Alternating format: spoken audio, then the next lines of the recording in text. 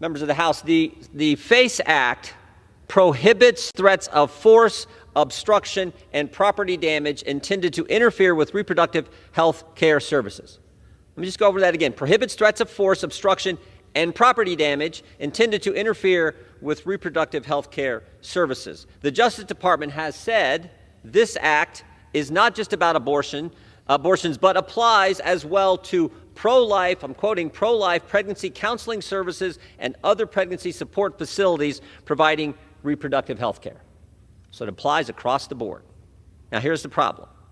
On May 8th, 2022, Mother's Day, activists targeted a pro-life nonprofit center in Madison, Wisconsin, setting it ablaze and vandalizing it with the words, "If abortions aren't safe, then you aren't either." On June 3rd, 2022, left-wing anti-life activists targeted the Capitol Hill Crisis Pregnancy Center, throwing red paint on the door, eggs in the window, and spray painting the building with "Jane Says Revenge."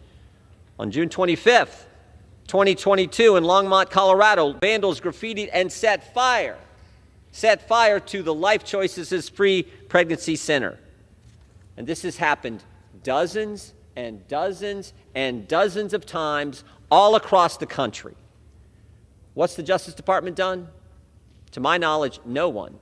No one has been prosecuted under the FACE Act. Not one single person to my knowledge. But if you're a pro-life activist and you're praying outside an abortion clinic like Mark Houck, guess what happens to you? FBI kicks in your door, arrests you, puts you in handcuffs, and does it in front of your wife and 7 children. That's what happens. So we want this. Look, we don't want violence anywhere. As Mr. Cicilline said in 1 minute, we don't want any violence anywhere. But let's not have this double standard. Not to mention this. Think about what happened after the Dobbs decision was leaked. The leaked draft of that opinion. You had activists protesting at every not everyone, because only the conservative justices' names were doxed and information put out there. You had protests at their place in direct violation of the statute, 18 U.S.C. 1507. You're not supposed to be protesting, interfering when a decision is pending in front of a Supreme Court justice's home. Direct violation of the statute, and again, nothing happened. And that situation, as we all know, got real serious with the assassination attempt on Justice Kavanaugh. So this resolution is straightforward.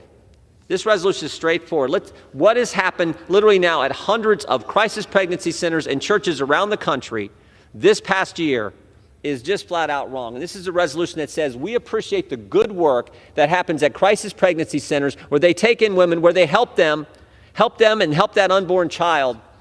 Make sure that unborn child gets to experience the gift of life. The sanctity of life is what this is all about. And so I want to commend my colleague and friend, Mr. Johnson from the great state of Louisiana, for this resolution, and the people across the country who volunteer and who work every day at these centers to help these ladies who are in a tough situation. And with that, I reserve the balance of our time.